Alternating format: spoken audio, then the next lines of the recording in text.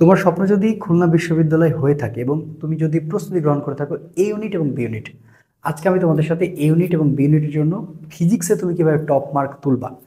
যেহেতু এ ইউনিট এবং বি ইউনিটে দুইটাতে ফিজিক্স আছে এবং রিটেনও আছে, তো আজকে আমি তোমাদের সাথে এমসিকিউ পার্ট নিয়ে কথা বলতে চাই। এমসিকিউ পার্টের একটা কোশ্চেন অ্যানালাইসিস দিতে চাই এবং প্রস্তুতিটা কিভাবে তুমি নিবা, কোন কোন টপিকগুলো পড়বা, কিভাবে পড়বা, সব কিছু নিয়ে আলোচনা করব। ভিডিওটি তোমার জন্য। ফার্স্ট অফ অল, খুলনা বিশ্ববিদ্যালয় খুবই সুন্দর একটা বিশ্ববিদ্যালয় এবং এই বিশ্ববিদ্যালয়ের পরিবেশ অনেক সুন্দর। খুলনা বিশ্ববিদ্যালয় কিন্তু স্ট্যান্ডার্ড কোশ্চেন করে এবং তোমরা হয়তো বা জানবা যে এইটা গত বছর কিন্তু গুচ্ছ থেকে বের হয়ে গেছিল এবং মানে যখন কোশ্চেনটা করেছিল তারা, তো আগের যে 19-18 বার যে সেশনগুলো ছিল সেই সেশনগুলোর সাথে কিন্তু মানে লাস্ট যে কোশ্চেন হয়েছে সেটা কিন্তু একদম একই রকম নয়। এই কারণে আমরা গত বছরের কোশ্চেনটা তোমার সামনে অ্যানালাইসিস তুলে ধরবো এবং বোঝার চেষ্টা করব তারা কিভাবে কোশ্চেন করছে, আর আমরা যখন প্রিপারেশন গ্রহণ করব আসলে আমাদের কোন কোন জায়গাগুলো ভালো করে পড়াশোনা করা লাগবে এবং কোন জায়গাগুলোতে বেশি ফোকাস করা লাগবে। তো ফার্স্ট অফ অল, এ ইউনিটের কোশ্চেনে তোমাদের সাথে কথা বলতে চাই। তো এই ইউনিটের কোশ্চেন কি খুবই কঠিন হয়েছিল বা কোন কোন টপিকগুলো ফলো করছে, আমরা কি একবার সেই ডায়াগ্রামটা আঁকে নিতে পারি না? তো আমি তোমাদের জন্য সেই ডায়াগ্রামটা আঁকাই দিচ্ছি এবং এই ডায়াগ্রাম অনুপাতেই আমাদের সামনেবার মানে এই যে এইবার আমরা যে পরীক্ষা দেব আমাদের প্রস্তুতি গ্রহণ করতে হবে। কারণ আমি যখন 18-19-এর কোশ্চেনগুলো দেখছি, 18-19-এর কোশ্চেন বা তোমার হচ্ছে যে 17-18 সেশনের কোশ্চেন, কারণ গুচ্ছতে যখন থাকলো তারা তো বের হয়ে গেল, তো লাস্ট কোশ্চেনটা ছিল তোমার হচ্ছে 19-20 মেবি, হ্যাঁ। তো ওই কোশ্চেনের সাথে কিন্তু গতবারের কোশ্চেনের আকাশ পাতাল তফাৎ। আসো কথা না বলে শুরু করি। তো দেখো, তুমি খেয়াল করে দেখো, এই ইউনিটে কোশ্চেন হয় ফিজিক্সের 20টা, ঠিক আছে। এই 20টা কোশ্চেন আসলে কিভাবে আসছে, কয়টা টার্ম ফলো করছে। আচ্ছা, তো দেখো এটাকে আমি তোমার সামনে খুব সুন্দর করে রিপ্রেজেন্ট করতে চাই। তুমি প্রথমত তোমার ম্যাথের একটা ভালো প্রিপারেশন থাকা লাগবে। তার মানে খুলনার যে কোশ্চেন ইউনিটের সেটা কিন্তু ম্যাথ বেসড, বুঝছো। এখন এই ম্যাথ বেসটা খুবই কঠিন ম্যাথ, ব্যাপারটা এরকম নয়। আরেকটা কথা, খুলনা বিশ্ববিদ্যালয়ে কিন্তু তুমি ক্যালকুলেটর পাচ্ছ, ঠিক আছে। তো সেক্ষেত্রে তোমার ম্যাথগুলো নিয়ে এত খুব একটা প্যারা হবে না, ওকে। তারপরে দেখো ফর্মুলা, সূত্র সমীকরণ, এটা প্রত্যেকটা ভার্সিটিতে বেশি প্রশ্ন এসে থাকে। তো সূত্র সমীকরণ থেকে প্রশ্ন আসছে, থিওরি থেকে খুবই কম, খুবই কম। আর একটা পাইছি আমরা একক মাত্রা। তাহলে চলো আমরা একটু দেখি। এগুলো কিন্তু সবই হচ্ছে 24-25 সেশনের, খেয়াল করতে হবে তোমাকে। 24-25 সেশনে যে খেয়াল করতে হবে, খেয়াল করো। প্রথম যে ম্যাথটা সেটা আসছে তাপগতিবিদ্যা অধ্যায়, রুদ্ধ তাপীয় পরিবর্তন। এবং রুদ্ধতাপীয় পরিবর্তন হচ্ছে P1 V1 gamma, P2 V2 gamma. তো এই সূত্র দিয়ে দেখো, এই সূত্রটা কঠিন কিছু, তোমার কাছে তো ক্যালকুলেটর আছে, তোমার কাছে কিন্তু ক্যালকুলেটর আছে, তো এই সূত্রটা কি কঠিন কিছু আমাকে বলো তো ভাই, এই সূত্র কি কঠিন কিছু, তুমি পারবা না? হুম। তার মানে তোমাকে এখন বুঝতে হবে, তোমাকে প্ল্যান করতে হবে, মাস্টার প্ল্যানটা বুঝো। মাস্টার প্ল্যানটা বুঝো, এখন তোমাকে বোঝা লাগবে যে আমি তাপগতিবিদ্যা, আমি যে তাপগতিবিদ্যা অধ্যায়টা পড়বো সে তাপগতিবিদ্যা অধ্যায়ে শুধুমাত্র আমি যে এই টপিকটা রুদ্ধতাপীয় পরিবর্তন করবো এরকম না, আমি এর সাথে সমষ্ণ পরিবর্তনটাও কমপ্লিট করে ফেলবো। আসলে প্রিপারেশন তোমার এইভাবে নেওয়া লাগবে, ভালো করে বুঝো, কত বছরের তুলনায় তুমি চিন্তা করতে হবে তোমাকে।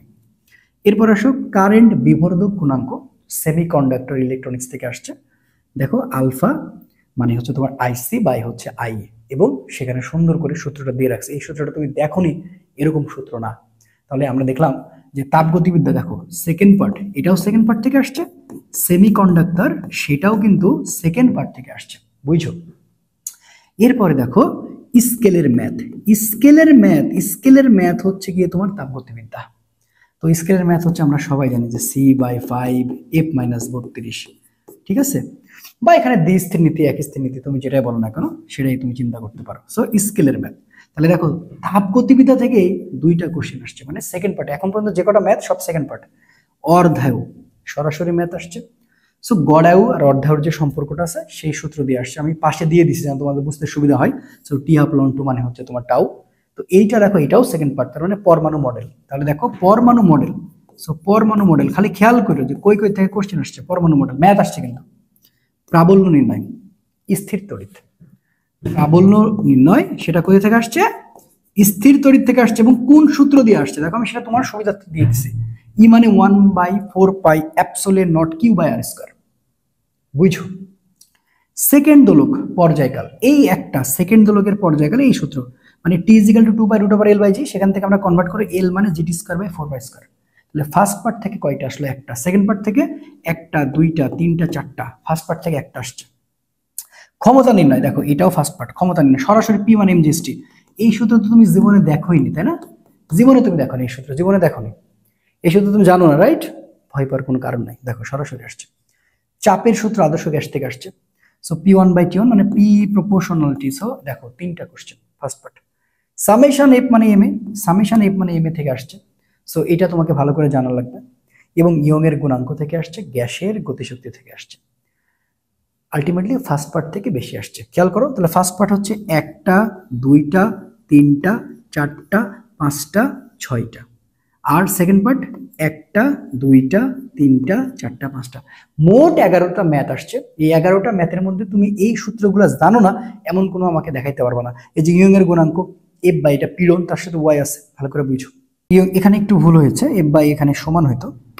আচ্ছা এটা একটু ঠিক করে নাও। আসলে দাঁড়াও, F by F is equal to Y গুণ এল বাই এল। ঠিক আছে, এখানে মাঝখানে যে মাঝখানে সমানটা আসলে প্রিন্টিং মিস্টেক হয়ে গেছে। দেখো ইয়ং এর গুণাঙ্ক, তো এইটা তুমি এই সূত্র জানো না? এফ বাই এ, পীড়নটা বের করতে বলছে। গ্যাসের গতিশক্তি, এটা তো সবচেয়ে ইম্পর্টেন্ট, সবচেয়ে গুরুত্বপূর্ণ, সবচেয়ে গুরুত্বপূর্ণ। ঠিক আছে, আচ্ছা এরপরে একটা চলো দেখি সূত্র সমীকরণ থেকে আসছে কি, কিরশফের দ্বিতীয় সূত্র। এটা ছোট বর্ণনা ছিল। ধারকের সঞ্চিত শক্তি, ধারকের সঞ্চিত শক্তির আমরা কোনোদিন পড়ি নাই না? Half CV square, half CV square, আগে ভি স্কোয়ার দিছে পরে সি দিছে। তো ডাব্লিউ মানে বলতে পারি, ইউ মানে বলতে পারি। সো এটা মাথায় রাখতে হবে। তাপ গতিবিদ্যার শূন্যতম সূত্র থেকে আসছে। তা দেখো একটা, দুইটা, তিনটা। গ্যাসের গতিশক্তি নিচের কোনটা সঠিক? 3/2 এনআরটি বা 3/2 পিভি, দুটোই সঠিক। তাহলে পিভি মানে এনআরটি।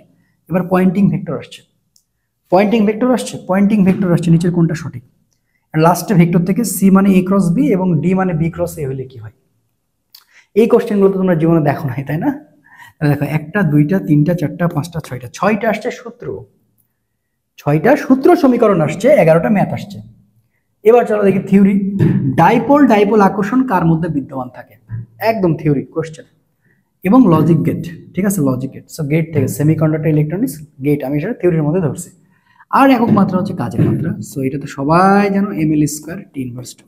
তার মানে খুলনা ভার্সিটির যে 20টা কোশ্চেন, তার মধ্যে আমরা দেখলাম ম্যাথ 50%। তার মানে এবারও যদি কোশ্চেনটা হবে, যদি 20টা কোশ্চেনের মধ্যে 12 থেকে 13টা থাকবে ম্যাথ, থিওরি থাকবে 2 থেকে 3টা, এবং সূত্র সমীকরণ থাকবে 3 থেকে 4টা, হয়তো একক মাত্রা দিলেও একটা দিতে পারে। তার মানে তোমাকে প্রিপারেশন এখন কিভাবে নেওয়া লাগবে বুঝতে পারছো? তার ম্যাথের প্রতি তোমাকে বেশি ফোকাসড হওয়া লাগবে। খুলনা বিশ্ববিদ্যালয়ের পরীক্ষায় তোমাকে সবচেয়ে বেশি ম্যাথের দিকে বেশি ফোকাসড হওয়া লাগবে, এবং এই টপিক অনুপাতে বেশি প্র্যাকটিস করা লাগবে। এটা এ ইউনিটের কথা বলছি, ঠিক আছে? তো চলো গতবার যদি আমরা একটু বি ইউনিটটা দেখি, আমরা আরেকটু ক্লিয়ার হব।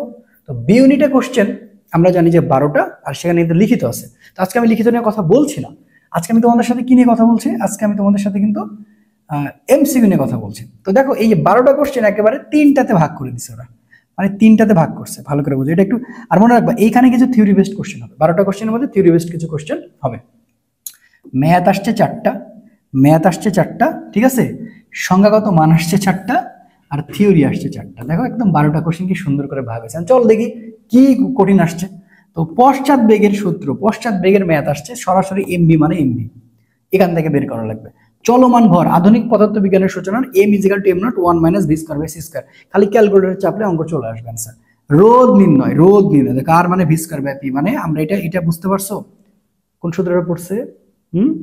তাহলে দেখো রোধের সূত্র আসছে, কি সহজ একটা সূত্র। ফ্রিজের কার্যরত সহগ বের করতে বলছে, কে মানে Q2/W। সো এই অঙ্কগুলো তোমরা জীবনে দেখোনি তো না? এবার যদি আমরা একটা সংখ্যাগত মান দেখে, দেখো সূর্য প্রতি সেকেন্ডে শক্তি বিকিরণ করে কতটুকু, কত জুল? 4 × 10⁻26, মানে দেখো এটা হচ্ছে কোশ্চেন। 4.58 মিলিমিটার এইচজি পারদচাপে যে তাপমাত্রা বিশুদ্ধ বরফ পানীয় জলীয় বাষ্প একই তাপের সামনে থাকে, তাকে পানির ত্রৈধবিন্দু বলে। এবং ত্রৈধবিন্দুর তাপমাত্রা হচ্ছে দেখো এটা 273.16 কেলভিন, আর এটা হচ্ছে 4.58 মিলিমিটার এইচজি। ঠিক আছে, এটা হচ্ছে কি, এটা হচ্ছে চাপের ক্ষেত্রে, আর এটা হচ্ছে তার তাপমাত্রার ক্ষেত্রে। এক্স রে একটি তড়িৎ চুম্বক তরঙ্গ। আচ্ছা এটা একটু বানান ভুল হয়েছে, এক্স রে একটি তড়িৎ চুম্বক তরঙ্গ, এর তরঙ্গ দৈর্ঘ্যের মান 10⁻10। এটা হচ্ছে অ্যান্সার, এটা হচ্ছে অ্যান্সার। 10⁻10 273.16 কেলভিন এবং 4.58 মিলিমিটার এইচজি। এবং আলোর 3 বছরের অতিক্রান্ত দূরত্ব যদি আমরা হিসাব করি, এইটা দেখো, এইটা এই যে সংখ্যাগত মান আসছে, সংখ্যাগত মান এসেছে কোন ইউনিটে? বি ইউনিটে। আচ্ছা, এবার দেখি থিওরিতে কি কি আসছে। গ্যাসের অভ্যন্তরীণ শক্তি কার উপর নির্ভর করে? অবশ্যই তাপমাত্রার উপর। অ্যান্সার। একটি মার্বেলকে সুতায় বেঁধে বৃত্তাকার পথে ঘোরালে কাজের পরিমাণ শূন্য হবে, এটা পারবা না? দুটি সমান ভেক্টর থেকে শূন্য ভেক্টর পেতে হলে এদের মধ্যবর্তী কোণ কত হতে হবে? 180 ডিগ্রি। এবার মৌলিক বলের টপিক থেকে আসছে, নিচের কোনটি নিউক্লিয়াসের নিউক্লিয় উপাদান সমূহ থেকে একত্রে আবদ্ধ করে রাখে? উত্তর সবল নিউক্লিয় কোণ। তাহলে এখন তুমি যদি প্রিপারেশন নিতে যাও, তোমাকে বুঝতে হবে যে থিওরির জায়গাগুলো একটু বুঝে বুঝে করতে হবে। সংজ্ঞাগত মানের জায়গাটা মাথায় রাখতে হবে। এখান থেকে আসছে, তুমি খেয়াল করে দেখো, যেটা কিন্তু ফার্স্ট পার্ট থেকে আসছে এবং সেকেন্ড পার্ট থেকেও আছে। সেকেন্ড পার্ট থেকে বেশি আছে, ফার্স্ট পার্ট থেকে একটা আছে। তো সংজ্ঞাগত মান কোন কোন অধ্যায় আছে? আদর্শ গ্যাস ও গ্যাসীয় গতিতত্ত্ব, তারপরে আছে মহাকর্ষ বিকর্ষ, এই ব্যাপারগুলো মাথায় রাখতে হবে। নিউক্লিয়ার পরমাণু মডেল, রাইট? এইভাবে প্রিপারেশন। এবং ম্যাথ দেখো কত সহজ, এটা তুমি যে কোনো সময় 9-10 বাচ্চাও এই ম্যাথগুলো পারবে, খালি এটা পারবে না। 9-10 বাচ্চা এটাও পারবে, এটাও পারবে, কোনো বিষয় না। আমি তোমাদের আশা করছি একটা ধারণা দিতে পেরেছি। এই যে ধারণাটা আমি তোমাদের দিলাম, একটু বোঝার চেষ্টা করবা, কাহিনীটা বুঝবা।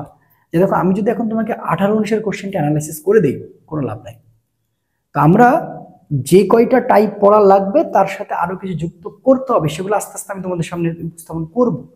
এবং রিটেনের জন্য তুমি কি করবা, এবং খুলনা ইউনিভার্সিটির জন্য আমি কিন্তু একটা পিডিএফ ফিজিক্সের জন্য বের করবো ইনশাল্লাহ। তো আমার আমার সাথে কানেক্ট থাকার জন্য গত বছর আমি কিন্তু প্রত্যেকটা ইউনিভার্সিটির জন্য পিডিএফ রেডি করছিলাম এবং আল্লাহর মধ্যে খুব ভালো কমন ছিল। সো এবারে ইনশাল্লাহ কমন থাকবে, আমি সেভাবেই বিষয়গুলো তৈরি করব। তোমরা যেটা করতে পারো, আমার ডিসক্রিপশন বক্সে দেখো আমার একটা হচ্ছে যে গ্রুপের লিঙ্ক দেওয়া আছে, ঠিক আছে? সো ওই লিঙ্কে তোমরা যুক্ত হয়ে থাকো, আমার সাথে কানেক্ট থাকো। আমি যখন পিডিএফটা বের করব, যেন আমি পোস্ট করলে তোমরা দেখতে পাও বা জানতে পারো, ঠিক আছে? সো টেনশন করো না, একটা গোছালো প্রসেস জন্য যতটুকু দরকার তোমাদের পরীক্ষার আগে আমি সবসময় আছি এবং পাশে থাকবো। টেনশন না করে টপিকগুলোকে বেছে নাও, বুঝে বুঝে বুঝে বুঝে সলভ করো, হয়ে যাবে। আর ঢাকা ভার্সিটির জন্য যারা প্রিপারেশন নিচ্ছ, সেই প্রিপারেশনটাই খুলনা ভার্সিটির জন্য ইনাফ, আর অন্য কিছু লাগবে না, ঠিক আছে? এরপরে স্পেসিফিক যা যা লাগবে, যে আমি তো আছি, চেষ্টা করবো তোমাদের সামনে তুলে ধরার। সবাই ভালো থেকো, সুস্থ থেকো, দেখা হচ্ছে পরবর্তী ভিডিওতে। আসসালামু আলাইকুম রহমতুল্লাহ।